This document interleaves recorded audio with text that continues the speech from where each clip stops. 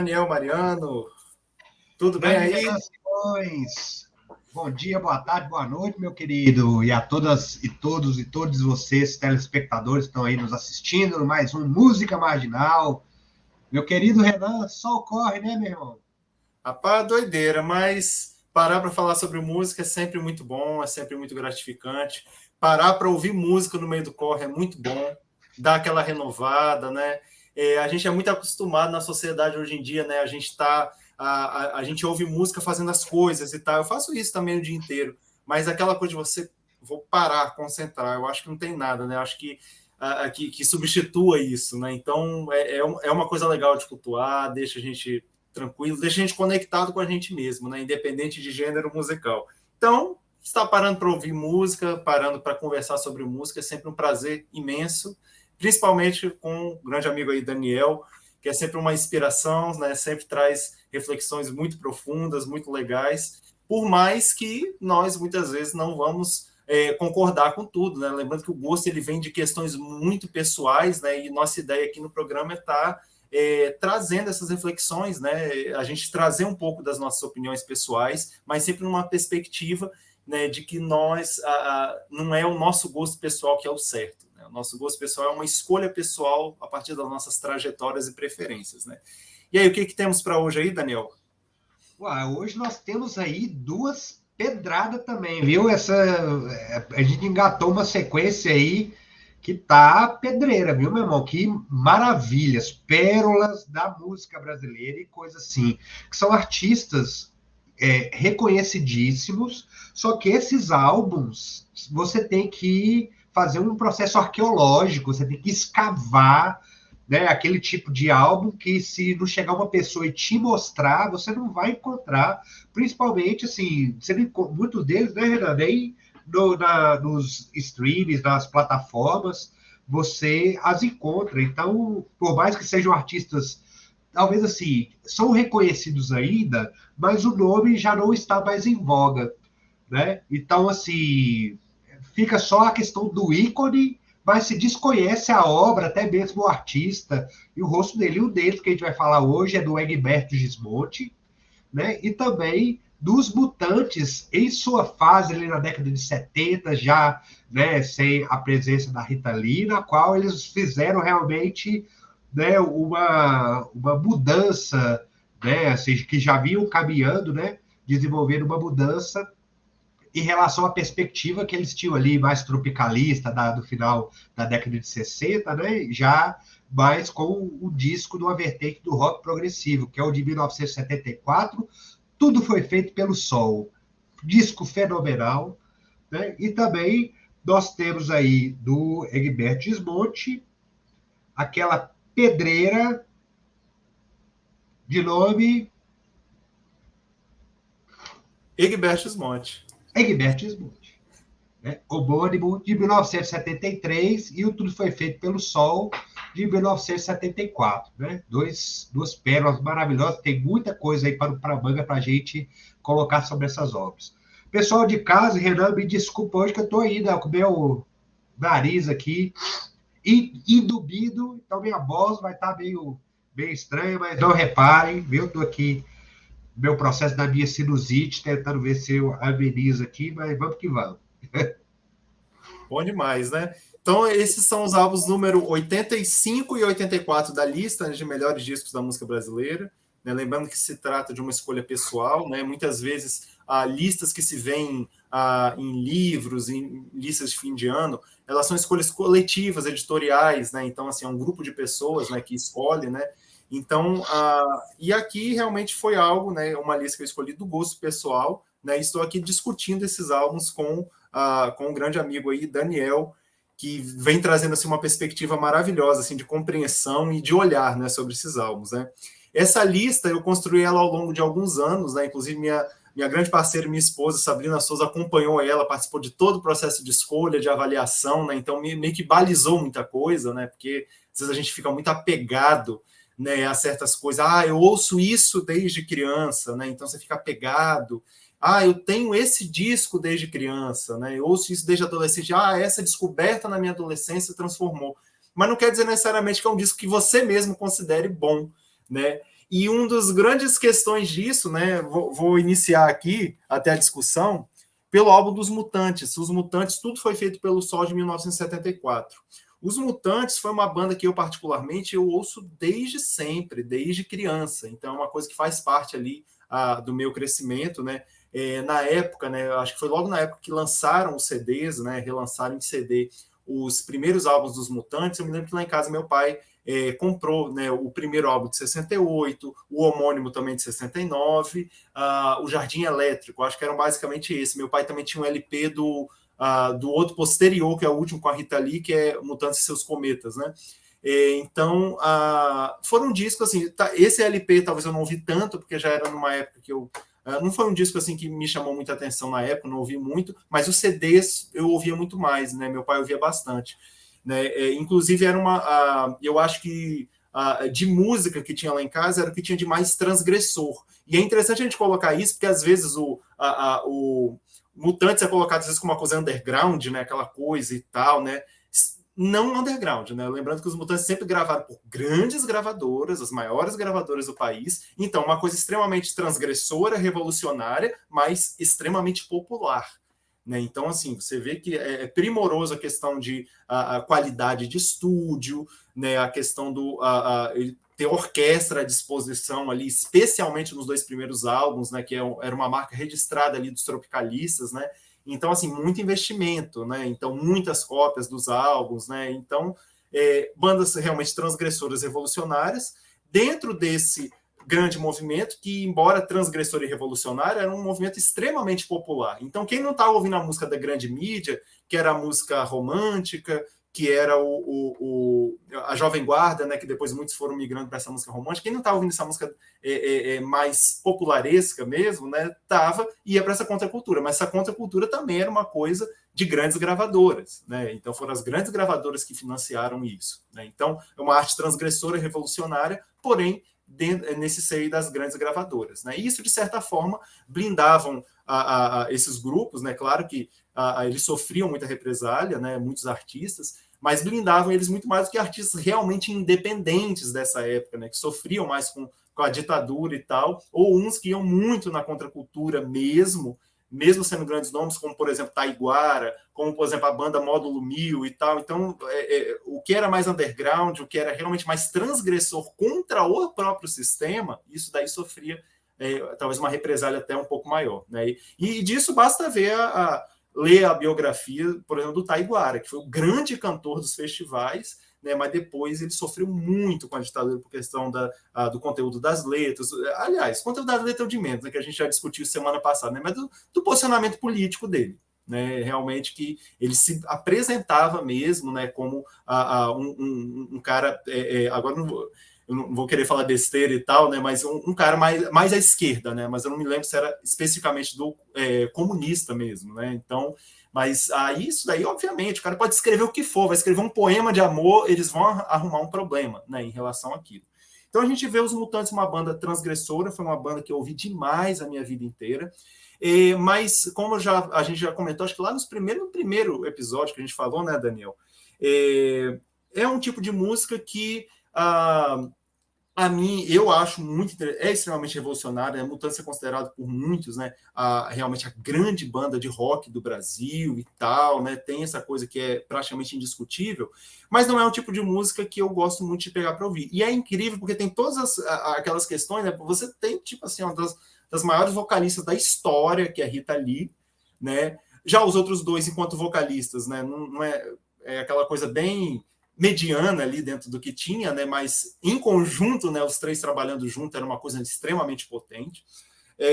Todos eles, né, exímios instrumentistas e também cercados de exímios instrumentistas, mas o resultado musical, né, embora extremamente transgressor e revolucionário, com muitas escolhas muito irônicas, muito engraçadas demais, né? E isso, enquanto música que eu ouço, não é uma coisa que me agrada tanto. Então, assim, eu reconheço totalmente a importância da banda, talvez como a banda aí mais influente dessa onda transgressora que tivemos ao longo da história, que temos até hoje, né? Mas o resultado musical especificamente, né, foi algo que de infância eu escutava porque tinha ali e tal, e foi aquela coisa, eu passei a infância inteira escutando mais porque tinha ali, porque meu pai ouvia. Só que ao longo dos anos eu fui me falando, cara, esse não é o tipo de som que eu curto tanto, né? E eu sei que eu posso ser crucificado pelo resto da vida de falar algo assim, mas quando eu ouço, por exemplo, Mutantes, eu coloco meio que num pé de igualdade de pessoas que trabalham mais nesse aspecto mais irônico da vida. Então, assim, é meio que no mesmo patamar que eu coloco, por exemplo, né, o Mamonas Assassinas, Falcão. Tipo assim, você ouve, é engraçadíssimo, é maravilhoso, é super bem produzido, né, mas o caráter irônico fala muito mais alto. Né, ou seja, grandes músicos, grandes conceitos, sabe? Tudo muito bem construído, mas não é o tipo de música que eu falo, caramba, isso aqui é a música que eu vou querer parar para ouvir. Não, é a música que eu vou querer ouvir de curiosidade, né? Então, dito isso, né, nós temos os álbuns aí dos Mutantes, que são os álbuns clássicos, né? Que é principalmente ali aquela trilogia inicial deles, né? Que são os álbuns de 68 a 70, que é considerado ali um ápice mesmo deles, né? Enquanto grupo. E depois aí a banda começou a ter esses toques mais indo para o rock dos anos 70, para o progressivo, que sempre meio que foi, né, desde o primeiro álbum, né, você vê que sempre foi a paixão, especialmente ali do Sérgio Dias, né, que é o guitarrista, que é realmente o cara tecnicamente mais focado, né, porque o Arnaldo Batista, né, o irmão dele, era muito mais da loucura, era aquela coisa do Syd Barrett, né, brasileiro, né? Tipo assim, o cara ele quer as viagens, mas ele quer viajar no som, quer fazer as coisas doidas e tal. Não é tipo assim aquela coisa centrada, né? Então a gente tem essa coisa muito dicotômica e complementar, que foi muito bom para a época do grupo, né? Você tem o Arnaldo Batista, que é o cara da viagem pela viagem, e o Sérgio Dias, que é aquele cara, tipo assim, técnico, né? Então isso daí fez com que o som dele tornasse muito único. E isso com a frontwoman, né, espetacular, que é a Rita Lee, né, deu esse estouro mesmo, que foi deles, e sempre acompanhados ali com músicos, né, fenomenais. Né? Então, assim, dito isso sobre Mutantes, né, como um todo, dito isso sobre sobre esses álbuns, né? Esse álbum deles, Tudo Foi Feito pelo Sol, só tinha sobrado da formação original o Sérgio Dias. Então ele se junta aí, né? Alguns que já atuavam também com eles, né? Com Antônio Pedro de Medeiros no baixo, né? Sérgio Dias na guitarra e voz, Antônio Pedro de Medeiros, baixo e voz, né? Túlio Mourão, né? Em todos os instrumentos de teclas e voz, e o Rui Mota na bateria e voz, né? Ou seja, todos cantando e todos exímios instrumentistas. Eu me sinto ouvindo um disco como esse, como se eu estivesse ouvindo Led Zeppelin mesmo, tipo assim, os 4 músicos com muita pegada e muita propriedade. É uma coisa muito rara de ouvir, né? É raro você ouvir uma banda como Led Zeppelin, né? Que é todo mundo muito ali, todo mundo com muita pegada no seu instrumento. Então esse é um raro disco, eu digo até mundial, do rock progressivo, que você vê esse senso coletivo muito forte, né? Isso é muito, muito bonito. Né, a gente vê isso acontecendo de forma orgânica, né, e não de uma forma poser. Né, os caras estão tocando pra caramba porque eles tocam pra caramba, é expressão natural, né, e o conjunto funciona maravilhosamente bem. Né? Daniel, como é que foi sua escuta aí desse álbum aí dos Mutantes? Olha, foi maravilhoso porque, assim, os Mutantes, como você bem colocou, eles têm uma importância muito grande aqui na história da música brasileira, da cultura pop, porque eles realmente, assim, me parece, né, que são os primeiros realmente representantes desta cultura rock, dessa perspectiva da contracultura que veio com o movimento hippie, né? Porque você vê ali que em 67, quando eles tocaram no festival, figuras como, por exemplo, a própria Elis Regina, o Gilberto Gil, o Caetano, estavam participando da marcha contra a guitarra elétrica. Né, naquele período. Então, é lógico, todo mundo absorveu a guitarra elétrica logo no mesmo ano, né, mas estavam ali trabalhando, né, numa perspectiva nacionalista, em defesa, né, do nacional, enquanto realmente os Mutantes estavam ali antropofágicos, fazendo, né, assim, as influências que tinham, né, da música inglesa e americana, e já incorporando isso, né, na sua construção. Naquela época aí de 67, como você falou, apesar do tom jocoso, tinha muitos toques de psicodelia, como você bem colocou, né, que era bastante representado ali pelo Arnaldo Batista, e que ele deu sequência a essa psicodelia até hoje, né? E o Sérgio Dias, já que numa perspectiva que pegou algo, né, mais polido, que faz parte, né, de todo o desenvolvimento técnico, musical, instrumental do rock progressivo, que foi abraçado, né, pelos Mutantes mais tarde, mas pelos Mutantes que já era só o Sérgio Dias, né? Já não tinha inclusive os dois expoentes, né, ali dos Mutantes, né, que são os mais lembrados, que é a Rita Lee e o próprio Arnaldo Batista, que nessa época ele já estava com a patrulha, né, do espaço, né? Cantando Cilibrina para cá, Cilibrina para lá, né? Será que eu vou virar bolor, né? Ele já estava, como você falou, né, na viagem, né? Mas é aquilo, você vê que a performance desse disco, tudo foi feito pelo Sol, ele é magnífico, assim, além de muito bem gravado.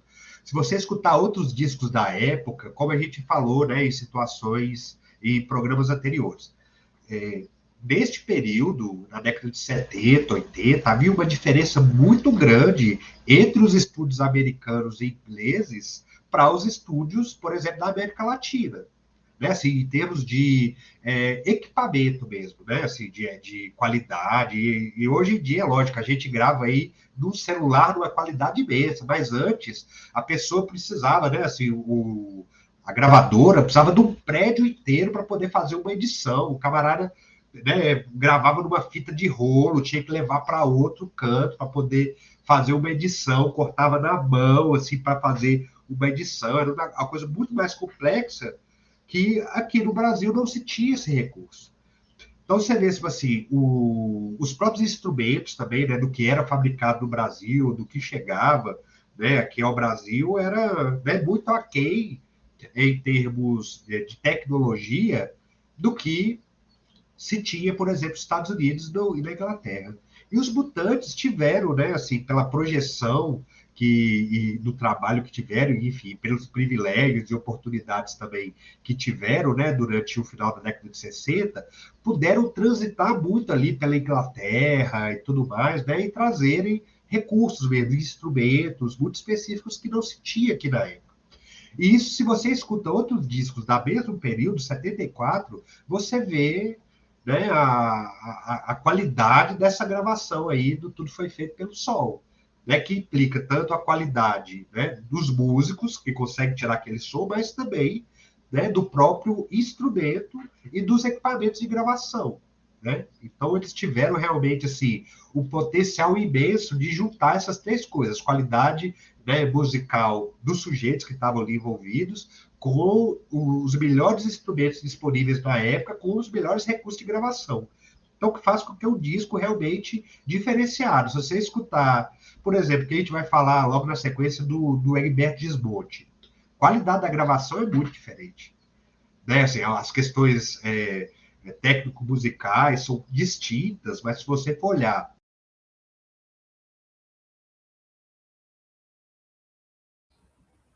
Saiu aqui, acho que caiu o Daniel. Então continuamos aqui, enquanto ele volta. Então, gente, esse é um álbum com 7 músicas, né, 7 músicas longas, né, no geral. Inicia com a música Deixa Entrar um Pouco d'Água no Quintal, que já começa com tudo, né, os riffs extremamente puxados, né, e o curioso que a gente vê que isso é uma marca, né, isso a gente vê muito caracterizado pelo Yes, né, banda inglesa. Né, a música do rock progressivo ela tem essa questão de mensagens positivas, uma coisa mais etérea, pela paz, né, aquela coisa, reflexões positivas, né, e todas as letras desse disco trazem isso, inclusive essa primeira música. Depois, a segunda música que a gente tem é a Pitágoras, que é uma música instrumental, né, maravilhosa também, né, um dos ápices assim, do álbum. Você vê que realmente a banda está extremamente entrosada. Aí a gente consegue ver como é que eles conseguem uma simplicidade harmônica, né, na terceira faixa, Desanuviar, né, uma faixa extremamente reflexiva e bela, né, de apenas 2 acordes ali, né, o tema musical dela é apenas 2 acordes, e o tanto de variedade timbrística que consegue fazer naquilo ali, né, então só de cara tem 3 músicas totalmente diferentes, né, que trazem assim uma coisa, três universos totalmente diferentes, mas ao mesmo tempo muito unificado, né? Você vê que é a mesma banda ali trabalhando em trajetórias bem distintas em cada uma das três primeiras faixas.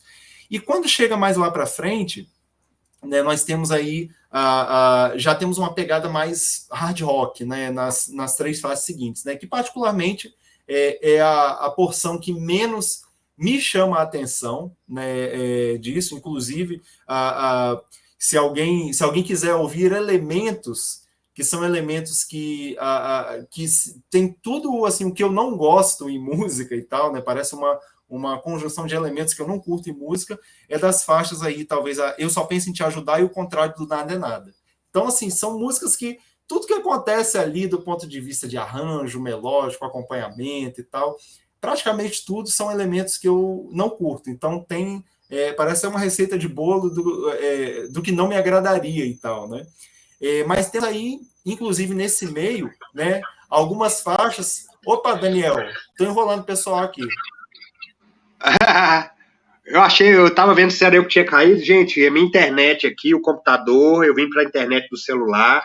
Deixa eu só pegar aqui um aparato para poder colocar e já volto. Pode ir dando Maravilha. continuidade aí, Renan. Então, nós temos aí a questão do Cidadão da Terra, que é uma faixa que eu acho que ele tem esse rock nesse sentido mais tradicional, mas que funciona. Então, é uma música super simples, né? Mas acho que ela funciona muito bem. E aí finaliza com a faixa título, né? Tudo foi feito pelo sol, aquela coisa bem contemplativa, bem etérea, bem aquele arquétipo mesmo de música, aquela música de eternidade, né? Que a gente sempre tem no rock progressivo, essa música assim esparsa, né? Que dá esse espaço para a gente pensar, para meditar, uma letra leve e tal, né? Então, uma música que dá essa sensação de leveza.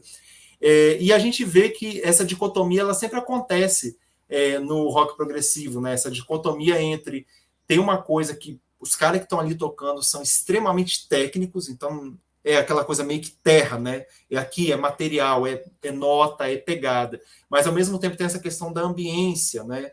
E muitas vezes as letras trazem isso mais do que a própria música, né? Então às vezes está rolando aquela música muito muito elaborada, né? Muito terra ali mesmo, com riffs, mas as letras tratando de algo mais etéreo, mais leve, né? E muitas vezes o instrumental traz isso, né?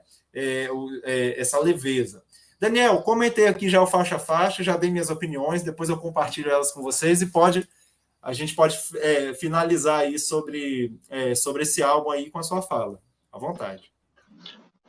Maravilha, é isso. Pessoal, como eu já tinha comentado, né? Tive um problema aqui na internet, mas já retornei. Então, bom, com relação ao álbum, né? Tudo foi feito pelo Sol com os Mutantes, é só recomendar. Escutem, né? Se deliciem, tirem suas próprias conclusões, mas assim, se você não conhece ainda o trabalho dos Mutantes como um todo, né? Procure saber também do que veio antes, né? Assim, com o trabalho da Rita Lee, com a participação do Arnaldo Batista, né? Tem assim muito material hoje em dia, né? Tem documentários, né, sobre o próprio Arnaldo Batista, enfim, sobre vários dos discos, né? O trabalho maravilhoso ali do Charles Gavan.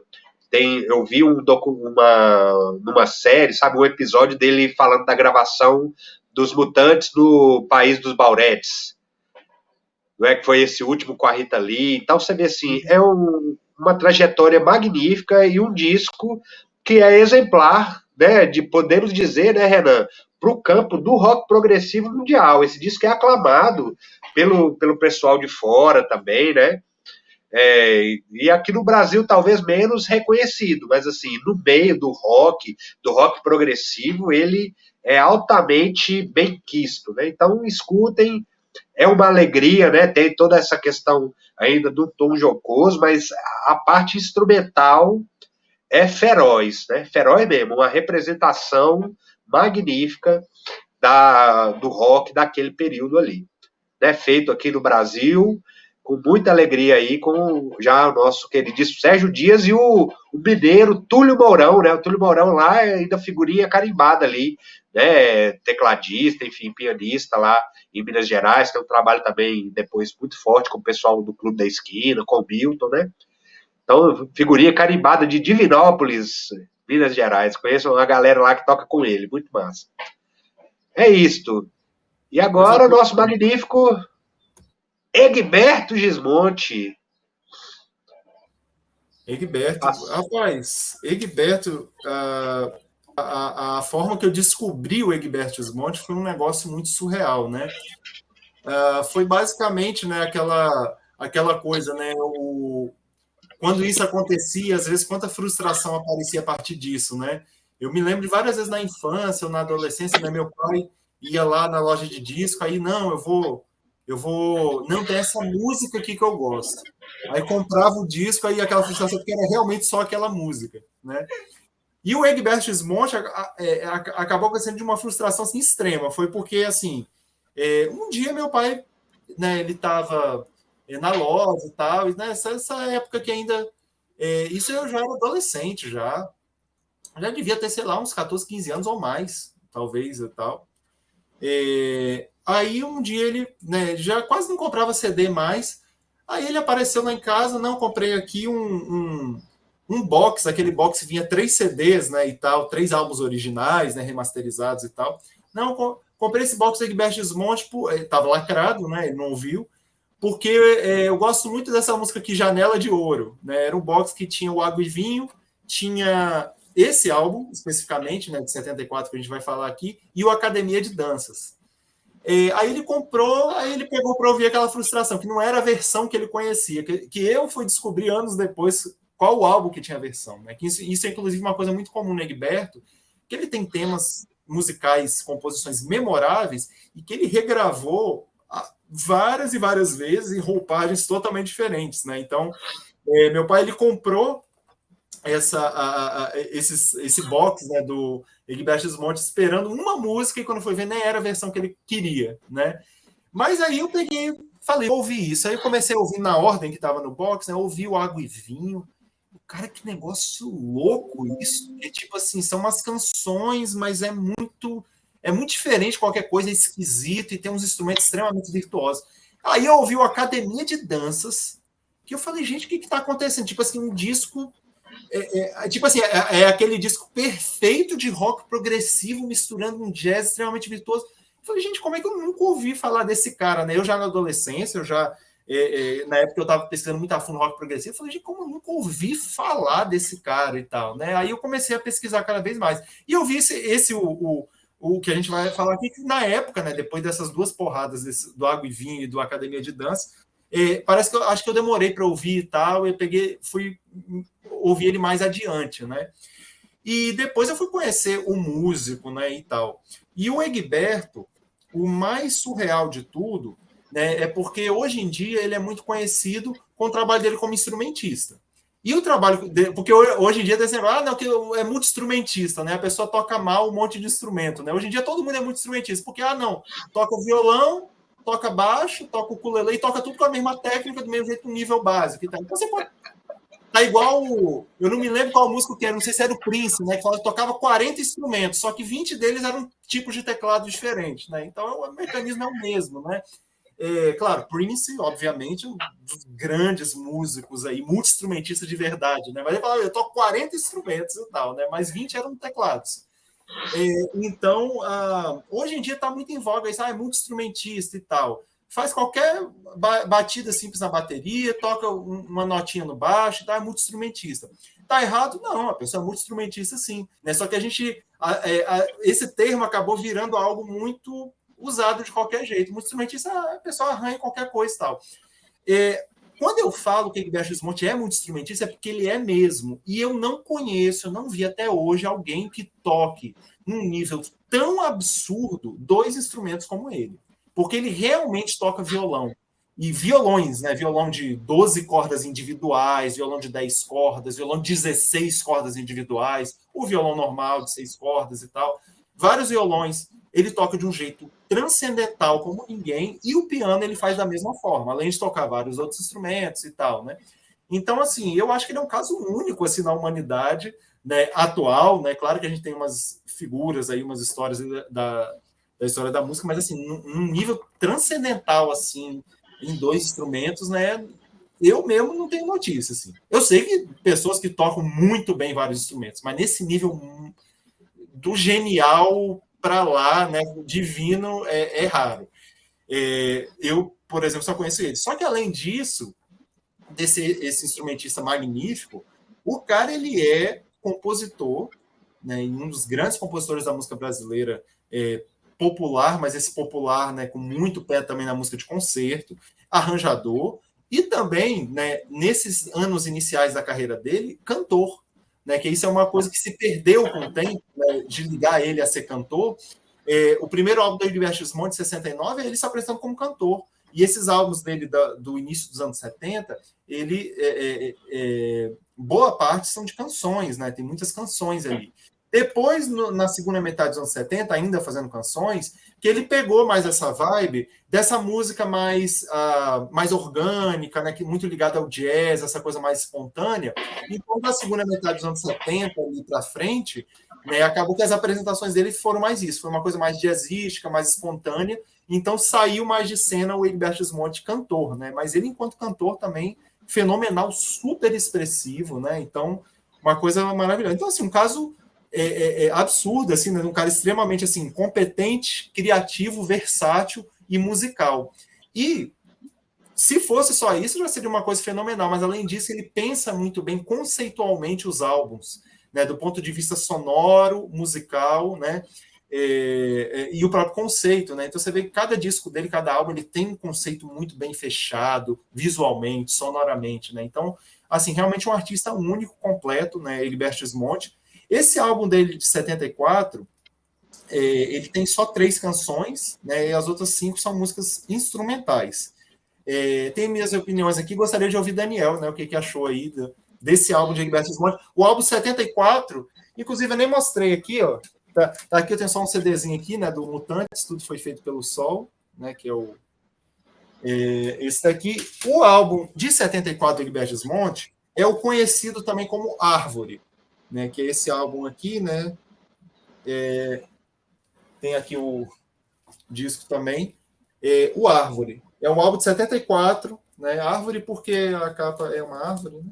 É só isso. Mas o título mesmo do álbum não é Árvore. É só... É tipo disco. É só porque tem a árvore. É igual o pessoal chamava o Atom Head Mother do Pink Floyd, né? O disco da vaca. Disco da vaca. Aqui é o disco da árvore, né? Mas é um álbum sem nome mesmo. Então, Daniel, o que você achou aí? Como foi sua escuta? Esse álbum não tem em nenhuma plataforma e ninguém colocou no YouTube, neste momento que estamos falando agora. Né? Então, é só realmente quem tem o disco ou buscando por aí, né, na internet. Mas não tem ele facilmente. Né? Então, o primeiro caso na lista de um álbum que realmente não tem, né, apagado, para vocês verem como é que tem muita coisa obscura de artistas assim fenomenais e de grandes gravadores. Né? Você vê, como você falou, né? Ele, apesar de ser um músico que transita muito bem nesse campo da música de concerto, né, já com a chamada música popular, ele em si não é um artista popular. Porque artista popular, digamos assim, é um artista que vai estar na mídia de massa. Então, assim, duvido que nessa época, na década de 70, as músicas dele tocaram na rádio. Ou ele foi fazer chacrinha, sei lá, né, ou quem levava os artistas na época, né? Então você vê que ele é um artista que talvez seja muito mais conhecido por músicos ou pessoas assim muito... E nem todo músico, viu? Porque como você falou, você conheceu através do teu pai, né? Eu conheci no palco, levado por um colega meu de faculdade. Na época eu já tinha 20 anos, né? Isso em 2001. Que aí teve um show lá no espaço em Belo Horizonte chamado Palácio das Artes, que era o show do Egberto Gismonti. Eu nunca tinha ouvido nem falar. Só que quando eu cheguei, foi aquele impacto. Egberto Gismonti, enfim, não tinha nem ideia do que era, né? E quando eu vi, foi como você falou. Eu acho que ele, na época, estava tocando com os 2 filhos dele. Com um filho, uma filha, um é violoncelista, o outro é pianista, enfim, cantavam. Aí foi uma coisa mágica e eu já vi no palco. Eu fui conhecer a discografia dele, algumas coisas, depois disso, porque assim, inclusive, como você falou, deste próprio de 73, né, o Árvore, você procurando, você não encontra facilmente. Se não chegar alguém para você e te aplicar, né, olha aqui, como foi, por exemplo, eu só consegui ter acesso a essa gravação porque o Renan chegou para mim e me mostrou, né, ela assim, porque se falasse, olha, procura no YouTube, não tem, né, então mesmo se eu quisesse procurar, eu não ia encontrar no momento, né, enfim, então apesar de ter assim, esse viés que a gente chama de popular, né, por trabalhar com canções, né, por trabalhar com temas, com ritmos brasileiros, né, e tudo mais, ele não se torna algo assim, ele é reconhecido, né, mas não é conhecido.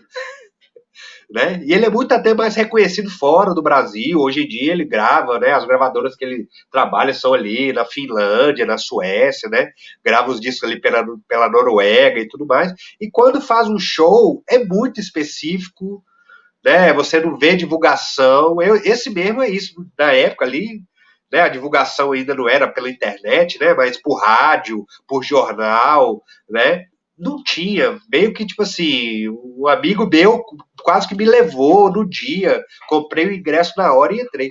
E tive a oportunidade de, depois do show, conhecer pessoalmente o Gilberto Gismonti no camarim, ali, sabe? Porque acho que a pessoa que estava produzindo, esse meu amigo Renato, que hoje mora em São Paulo, ele nos levou a gente conseguir. E eu conversei com ele, cara, sabe, que energia, que pessoa especial, que humildade, sabe, aquele negócio, você vê que quanto mais o cara tem o desenvolvimento, né, nessa aura, mais tranquila a pessoa fica, né, e ele é assim, fenomenal, e a música dele reflete essa persona dele, sabe? Então, realmente, para mim, é muito gratificante escutar novamente, né, o Egberto Gismonti nesse contexto e falar aqui, né, do nosso Música Marginal sobre esse artista e falar que o disco traz impressões assim muito singelas, né, muito gratificantes e que tem uma importância muito grande dentro do desenvolvimento, por exemplo, do trabalho pianístico, né, que ele tem ali, que desse disco específico se sobressai bastante. Quando você escuta, sabe, assim, é algo do mesmo patamar, por exemplo, do Tom Jobim, que é, né, um grande representante do piano brasileiro para o mundo, né? Ou seja, do desenvolvimento do piano, na bossa nova, é lógico, né? Ele não é o único, na verdade, até um que foi muito preterido em relação a ele foi, né, o Johnny Alf, que, né, enfim, por toda uma série de circunstâncias, fez com que o nome do Tom Jobim acabou se sobressaindo, né, como o pianista da bossa nova, o arranjador da bossa nova, né? Mas você escuta o disco do Gismonti, você vê muita influência ali, porque é lógico, o Tom Jobim já na década de 70 já tinha ali seus 40 e tantos anos, né? E o Gilberto Gismonti ainda era novo, né? Não sei a idade dele especificamente, mas devia ter 20 e poucos anos aí nesse disco de 73, o Árvore, né? Então tem uma diferença geracional ali, no qual você vê uma influência do trabalho do Tom Jobim né, no desenvolvimento pianístico. Por quê? Porque o Egberto Gismonti, apesar de ter uma formação de concerto, como o Renan colocou, ele trabalha muito com a improvisação. Ele tem um tema e cada vez ele toca esse tema de forma diferente, que é muito próprio, né, dos instrumentistas que trabalharam no campo do chamado fusion, né, jazz fusion, como por exemplo um outro que eu tenho uma alegria, uma influência muito grande dele, que é o americano Chick Corea, né, que também assim, cada vez que ele toca um tema, uma música dele é de uma forma, né? Então você escuta a mesma música, você nunca vai escutar a mesma gravação, né? Você tem a gravação de estúdio e depois você tem trocentas milhões de estúdio também, mas de forma variada, né? O que traz assim uma cultura da improvisação, que é algo que, enfim, se tem um certo preconceito na música de concerto, da música popular não é algo também que traga muita variação, e os artistas que o fazem, né, assim, tem um domínio musical muito grande,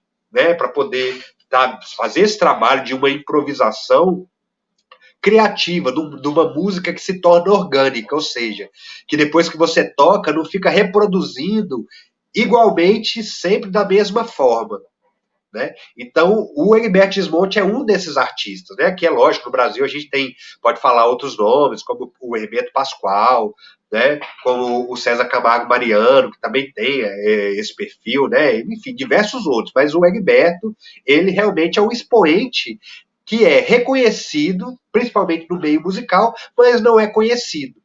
Né? Então, em detrimento do disco dos Mutantes, né? Nem que seja de nome, Mutante, você pode não conhecer uma música, né? Mas você reconhece o nome, sabe até mais ou menos que a Rita Lee participou. Nessas informações chegam, mas o nome do Egberto Gismonti, se não for alguém para lhe aplicar, você passa a vida batido desse grande artista, né? Então, por isso, apesar de todo esse reconhecimento, ele se encaixa muito bem nesse quadrante aí de um artista marginal, né? Porque ele não toca na rádio, você não vai escutar ele nos streams, né? Não tá no Spotify, não tá no YouTube, né? Você tem que fazer um processo arqueológico mesmo, uma escavação para conseguir ter acesso à obra desse artista, né? E como o Renan bem colocou, é um disco que tem 3 canções e a maior parte dele é instrumental. E tem uma diversidade muito grande, né? E algo assim que é bastante difuso para o que era produzido, inclusive na época. Você não consegue enquadrar em nada, sabe? É MPB, tem umas coisas que parece bossa nova, outras coisas que é tipo música experimental, é tudo isso. É jazz, fusion, né? Mas ao mesmo tempo não, enfim. Classificar é meio complicado nesse disco, porque cada música, né, ou canção, as músicas instrumentais, te levam para um campo totalmente aberto, mas que do todo, no álbum, tem um sentido de obra, quando você os escuta na sequência e tudo mais. Né? Então, realmente, é indicar e falar que assim, foi um prazer, porque realmente nunca tinha tido acesso a esse disco em específico do Egberto. Então, agradecer a você imensamente, Renan, por poder ter, né, propiciado aí essa experiência, porque senão, né, estaria batido. Não conheço a obra toda do Egberto, né, inclusive conheço muito pouco, mas as oportunidades que eu tive de ter contato com a obra dele, de falar, é um artista louvável mesmo. E vale a pena demais, assim, conferir, porque são muitas vertentes, né? Como eu falei, né? Quem é mais ligado no jazz, nessa música mais orgânica, né? Quando eu falo jazz, é um tag bem geral, né? Mas esse jazz mais espontâneo, né? Que o cara vai criando tema, seja coletivamente no grupo, seja em algumas propostas solo, né? Vale a pena demais. Né? Mas eu especificamente, né? Pensando em formato álbum, eu tendo a curtir mais esses álbuns dessa primeira fase, que ele realmente pensa nos arranjos e tal de uma forma mais fechada, então ele deu uma perspectiva para o formato canção muito particular e muito bonita, né? Aí, só falando bem por cima, né? Uma sensação que eu tenho, em boa parte, quando eu ouço as coisas de Egberto Gismonti, e nesse disco ela é muito presente, é uma sensação de assombração, é como se tivesse a todo momento algo ali te assombrando, algo à estreita e tal, né? Ou uma nostalgia mal resolvida, assim, do passado, né? Então, esse misto de coisas, é uma música que ela traz isso bastante, né? O letrista dele nesse álbum é o Geraldo Carneiro, que inclusive grande parceiro dele como letrista, como produtor executivo, né? Não só dele, como também de outros nomes aí da música. Então, assim, um grande letrista, né? Então, o Geraldo Carneiro. Então, essas 3 canções, né? Luzes da Ribalta, Memória e Fado, Encontro no Bar, né? Tem essa letra aí do Geraldo Carneiro. E elas têm essa coisa que parece, sei lá, uma nostalgia do além, né? Um negócio que você não consegue explicar. É aquela coisa, existem sentimentos, sensações que elas são tão particulares que a gente não sabe de onde vem, a gente não sabe explicar o que é. E eu acho que essa música dele, né?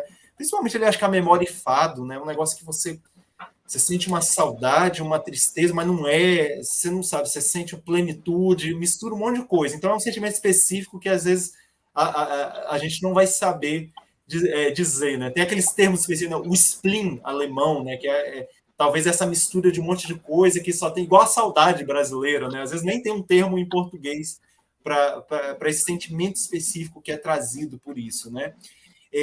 Depois nós temos aí, como o Daniel falou, essas aí são canções que elas têm um formato mais tradicional, mas a gente tem ao mesmo tempo aí, logo depois a terceira faixa, a Academia de Danças, né, que depois acabou virando o nome do grupo, acabou virando o nome do álbum seguinte, que é um álbum assim, estratosférico, assim, de rock progressivo, com tudo e tal, né, com jazz super virtuoso, e que acabou virando Academia de Dança o nome da banda dele, né, que acompanhava ele, né. Mas essa Academia de Dança aqui é uma música bem soltona, meio que uma pegada free jazz mesmo, né,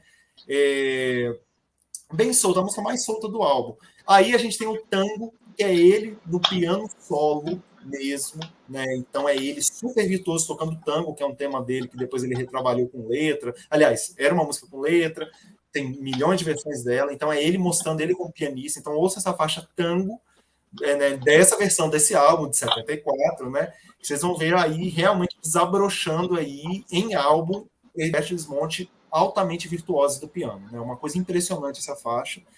E ele finaliza o álbum ali com 3 faixas instrumentais, e cada uma no seu universo e espetaculares. Começa com Adágio, né, que ela tem uma inspiração villa-lobiana, ou até villa-lobiana via Tom Jobim, né? Então tem muito daquela música muito sentimental do Villa-Lobos, né? Muito carregada e tal, desse sentimentalismo e nacionalismo e tal, mas trazido sob essa perspectiva talvez já de um Tom Jobim, né? Então, muito bonita. Depois ele faz variações sobre um tema de Léo Brauer, que na verdade, um estudo, o estudo número 4 do Léo Brauer, de violão, né, que ele faz uma versão ali com vozes e tal. Tipo assim, um negócio espetacular o que ele consegue fazer em cima desse tema, né, que é um estudo para violão solo do Léo Brauer, com coro, né, um arranjo muito bonito, e quando ele cresce, desemboca em um trecho lá da Cravo e Canela do Clube da Esquina, né, então, que tinha sido lançado no mesmo ano, né, aliás. No mesmo ano ali ela tinha sido lançada, né? Então a gente vê que é algo realmente muito bem construído, né?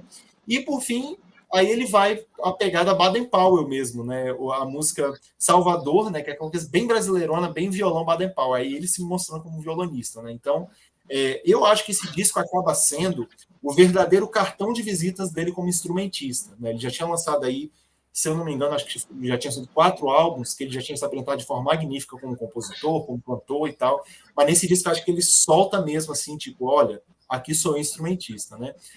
Basicamente é isso, né? Egberto Gismonti, Os Mutantes. Daniel, considerações finais? Pessoal de casa, é isso. Conheça esses artistas maravilhosos, né? Curta aí as nossas redes sociais, né?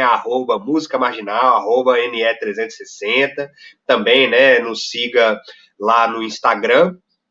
E aqui no YouTube, né? Você compartilha nosso vídeo aí, se você gostou. Se não gostou, compartilha do mesmo jeito, né? Dá seu like, dá seu dislike, né? Interaja conosco aí, que é muito importante, né? Para a gente continuar desenvolvendo aqui o nosso programa, né? Sempre semanal. E vamos mandando brasa, agradecer imensamente aí ao Renan, a essa escuta, porque realmente é de impressionar. Então, assim, recomendadíssimo esses discos, né? E esse do Egberto Gismonti é aquilo, você vai ter que fazer uma escavação aí para poder encontrá-lo, mas se você não conseguir escutar esse disco, assim, procure qualquer, né, momento da obra dele aí, que você não vai se decepcionar. Se você gosta de música, gosta de escutar música de uma forma, né, não convencional, né, não convencional, digamos assim, né, o que a gente tem aí de forma mais acessível, né, de forma radiofônica, músicas de 2 minutos, com refrão e, né, hoje em dia nem solo mais não tem. Antigamente tinha introdução solo, hoje não, hoje é letra, letra, letra e acabou-se, né?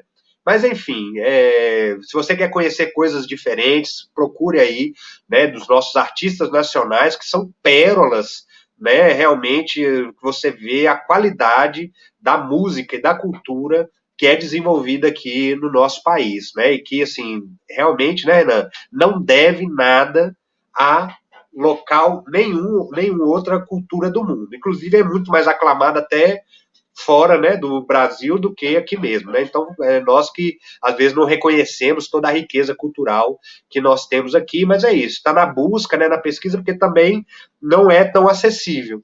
Né? Não é porque a gente não queira reconhecer a qualidade da cultura nacional, é porque também o que é colocado para nós pelo mainstream, pela grande mídia, né, é só, né, o restojo, né?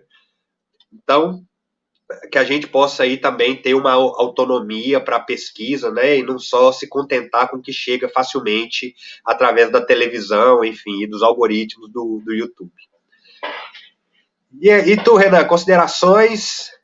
Não, só agradecer aí mais esse papo, agradeço demais. Duas erratas, né? Primeiro, eu agradeço imensamente ao Nerildo, lá do Amigos do Vinil do Espírito Santo, né? Ele ficou atento ao nosso programa passado, me mandou foto do rótulo lá do álbum do Rony Von e falou, não, ele realmente é de 69, então o álbum que a gente discutiu semana passada não é de 68, é de 69. Eu agradeço demais a Nerildo, né, do Amigos do Vinil lá do Espírito Santo, né?